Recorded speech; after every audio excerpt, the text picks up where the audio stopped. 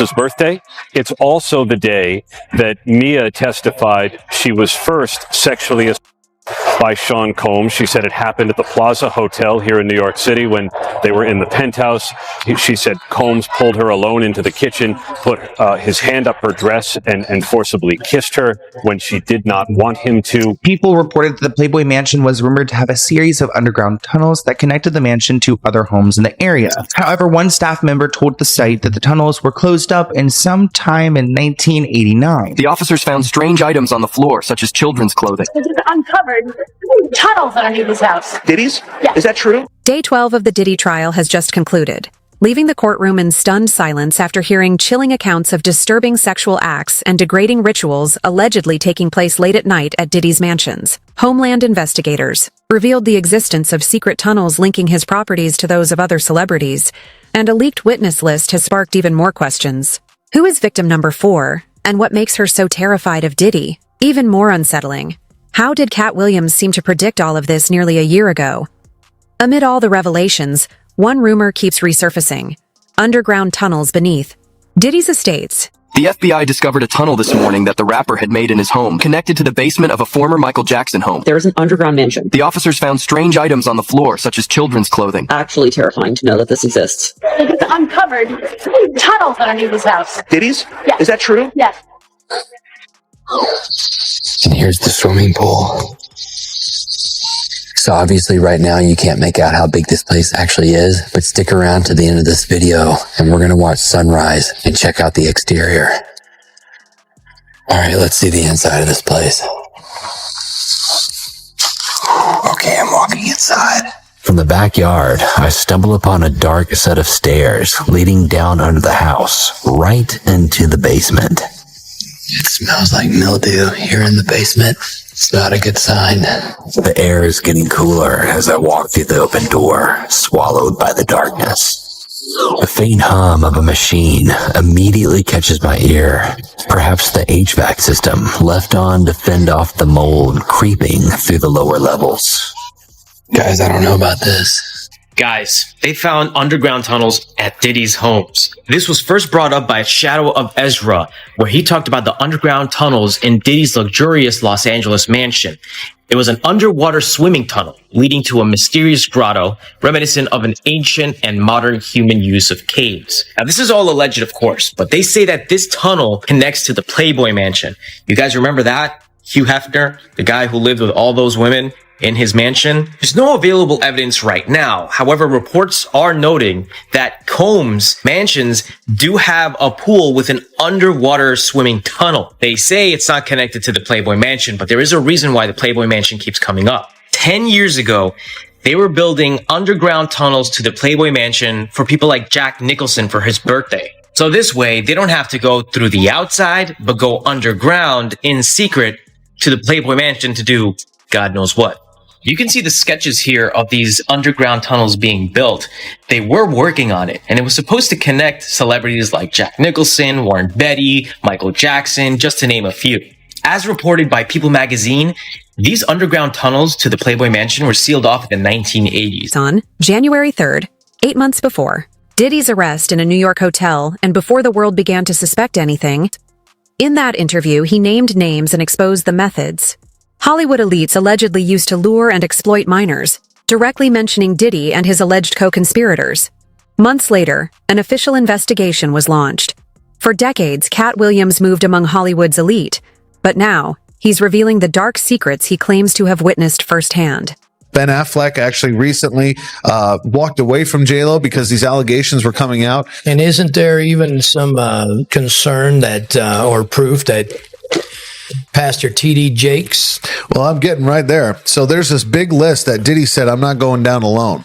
Because Katt Williams went on a podcast a while back, and Katt Williams, who's a well-known comedian in the black community for a long time, he went on a podcast and basically just regurgitated all this information that was just so valid. And he said, all these people, he said, you got God on one side and then you got the other side. And he said, the other side, they're all going down in 2024. And he mentioned that he was offered $50 million 4 separate times to join in with these Diddy parties to basically be sodomized. And he turned it down every time. To help his career. To help his career, to bring his career to the next level.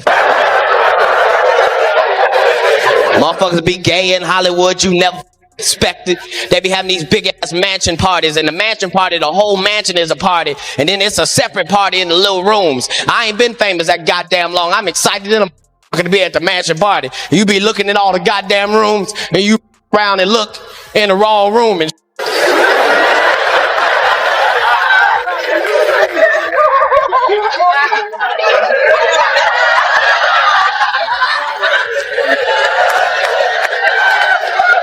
Nick, come here. I'm good. I'm fine. I'm good because I know the truth. TD Jakes, do not speak against homosexuality. Diddy's mansions were raided in March 2024, but his arrest didn't come until nearly 6 months later, in September. Leaked reports suggest investigators believe Diddy may have escaped through underground tunnels beneath his Miami mansion, tunnels that were allegedly linked to the Playboy Mansion and thought to be sealed. As expected, a police investigation turned up nothing. But as you'll soon see, evidence has a strange way of vanishing whenever Diddy is involved. Interesting how like the media and everyone is trying to say, no, there's no connection. Well, have you guys even figured out if there's a connection yet? I feel like authorities are so stuck in time in the past where like they say, oh, don't look into this. Don't investigate this. These claims aren't real. But then we see social media sleuths put together these stories and solve investigations. I'm not saying the authorities aren't smart people. They can figure it out. But sometimes the help from the public can lead to, us actually figuring out the truth. But do the authorities want the truth? It really matters who's at the top and who they're trying to protect. Another conspiracy theory that circulated at the time of the raids was that Diddy escaped through an underground tunnel. I do believe he has an escape route planned when it comes to his Miami property because he can easily access the Bahamas through a boat. When it comes to his LA property, he might have a backup plan, which kind of explains these tunnels. In case you're wondering where Diddy hosted these parties, specifically the parties that took place underground, I was absolutely shocked to find out that there is an underground mansion with tennis courts, indoor pools, marble everything, a literal ballroom. And this checks out because Ali Carter was talking about this underground ballroom. Like, actually, imagine being 5 floors beneath the surface. Willing to bet there's no cell service. What are you going to do? Scream? Run? Where are you going to go? Actually terrifying to know that this exists. Like, just want to play tennis in my underground mansion. I have no words. It's crazy. I can't imagine this being real because it seems so dystopian. Per news reports in March 2024, Diddy's properties in LA and in Miami were raided by Homeland Security. Diddy's LA mansion was located in the upscale neighborhood of Holby Hills, the same neighborhood as the Playboy Mansion. However, there is no known underground tunnel connecting the two. According to this report, people reported that the Playboy Mansion was rumored to have a series of underground tunnels that connected the mansion to other homes in the area. However, one staff member told the site that the tunnels were closed up in sometime in 1989. And I don't know why celebrities are so scared to acknowledge these tunnels. I feel like, oh yeah, there's underground tunnels, cool. According to online sleuths, Diddy managing to evade consequences for so long is no coincidence. It's seen as a sign that someone far more powerful may be protecting him. Just yesterday, a video surfaced that allegedly revealed the identity of witness 4. She claimed to have worked with Diddy for years and expressed deep fear about testifying, saying she knew exactly what he was capable of. Although the judge promised to keep her identity confidential, it was leaked in under 24 hours. Was this orchestrated by Diddy, or just another chilling coincidence? By the way, interesting update from court. Sean Combs' counsel, Alexandra Shapiro, says some people on the internet think they figured out who Mia is. We got this video, again, that might be used to impeach her credibility. We got this video also from random people on the internet.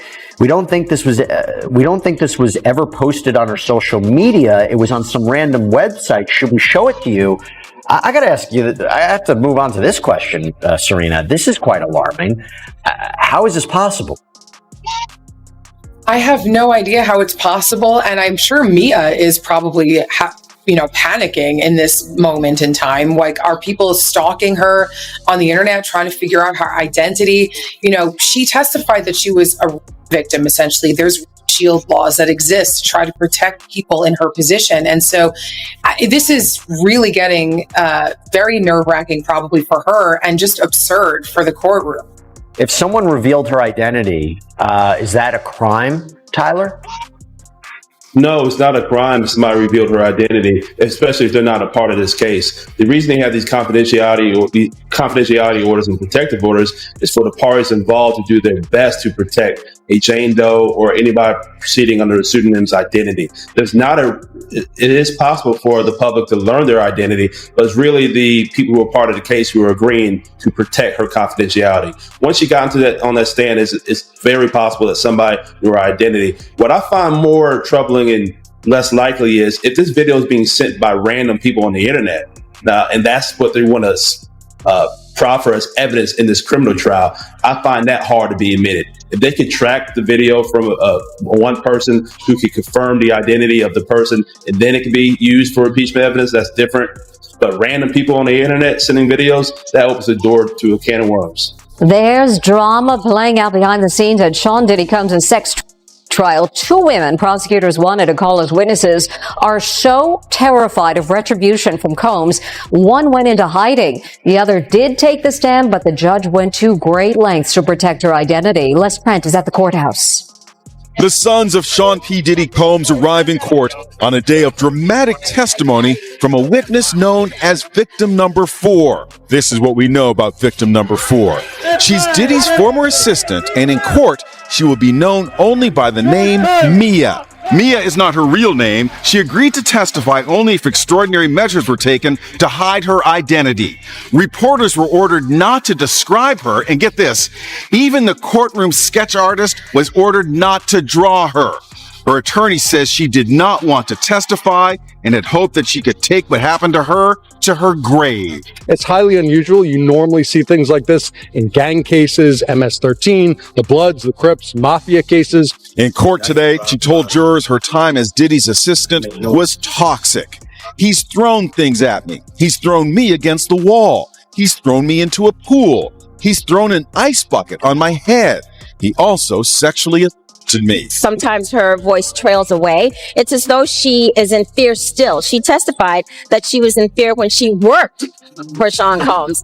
It almost seems like she's still a bit fearful. This isn't the first time evidence connected to Diddy has mysteriously vanished or been leaked. Investigators probing the arson case involving Kid Cudi's car, which exploded shortly after Diddy allegedly threatened him, testified that fingerprints were recovered from the vehicle and sent to the station for analysis. But once they arrived, those prints were accidentally destroyed. Court has adjourned today in the sex and racketeering trial of Sean Diddy Combs. Today, the defense requested a mistrial following testimony from an LA arson investigator, but the judge denied the request. ABC's Rena Roy has the latest.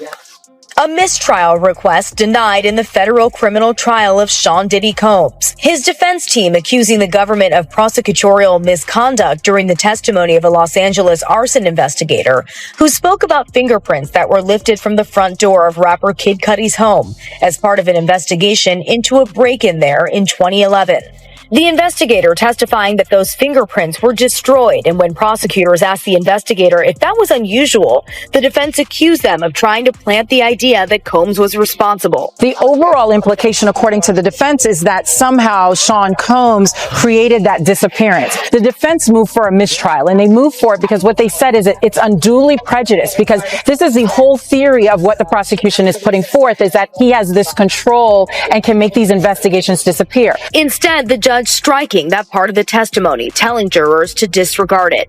Right before, the jury heard from a police officer who responded to that break-in, testifying that he saw a black Escalade leaving the scene with plates registered to Combs' company Bad Boy Productions. The arson investigator also testifying about another incident at Kid Cudi's home in 2012 when his Porsche was set on fire. He testified about the smoke and fire damage in these photos that were shown to the jury, and said he determined the fire was targeted and started with a Molotov cocktail. Kid Cudi last week testified he believed Combs was responsible for both incidents after finding out he was dating Cassie Ventura. At the same time, reports have emerged suggesting Diddy may be linked to the sudden disappearance of witnesses set to testify against him. Witness 3 vanished just days before the trial began, despite previously agreeing to testify publicly without the protection of anonymity. The question now lingers. What made her suddenly back out, and where did she go? Sean Combs, over the years, has made people disappear. Right. Well, Pierce, let me ask you a question. From your journalistic perspective, have you ever noticed how in this industry, people untimely meet their demise soon as somebody else seems like they're having a problem? Have you ever seen that before? Well, there was, of course, the case of one of his other ex-girlfriends, Kim Porter, who died of pneumonia at a very young age. You just referenced your own situation with pneumonia that you believe was deliberate poisoning. Do you believe that may be what happened to her? Why are so many people coming down with pneumonia?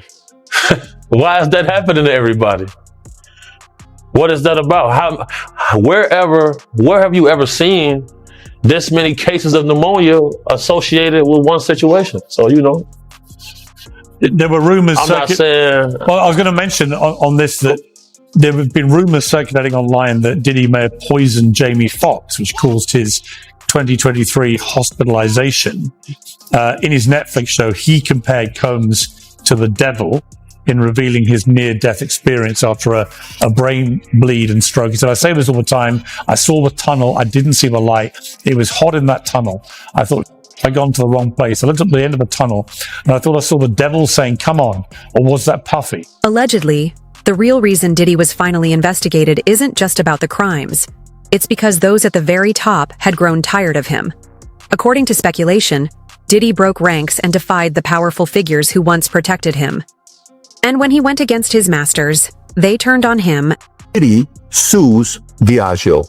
Diddy filed a lawsuit accusing Diageo of neglecting the De Leon brand, racial discrimination, claiming they marketed it as an urban product and failed to treat him as a true business partner. Then in January 2024, they settled out of court. Diageo and Diego settled the dispute out of court. While details still remain sealed, the settlement marked the end of their business relationship. So this is from 2007 to 2024. 17 years. Could they have protected him? I don't know. Their CEO currently today is Deborah Ann Crew. She was a former intelligence officer in the military. Once intelligence officer, forever you're an intelligence officer.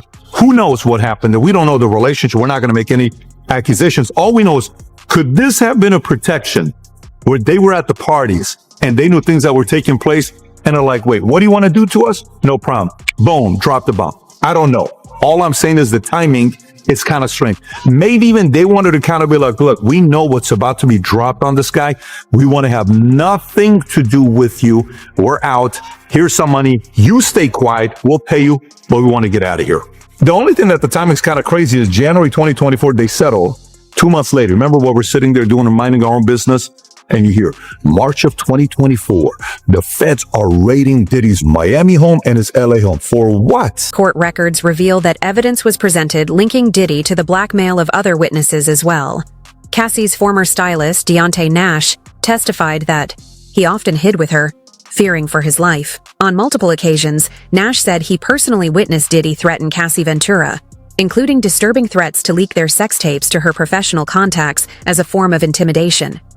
Victim number 2 is saying that she was blackmailed with freak-off videos just like Cassie Ventura. And I've seen a lot of people wondering, are the freak-off tapes going to be played in court for the jury to see? And yes, they actually are. The government is still fighting right now to make sure that these freak-off tapes, when they're played in court, are only going to be for the jury's eyes. They dropped some very interesting information today about these tapes and saying that victim number 2 has proof that she was allegedly blackmailed with these freak-off tapes. In this motion, the government is asking the judge to make sure that people from the press are not able to be in this courtroom when these freak-off videos are played because they are saying that they are blackmail and they are very explicit videos. Now, the government talked about how Cassie Ventura said that Diddy would record these videos on multiple different encounters and then tell her that he would release these tapes against her, and she found it humiliating and disgusting, and she wanted them deleted off the devices. Now, the government is saying Diddy victim number 2, who is going by the pseudonym of Jane,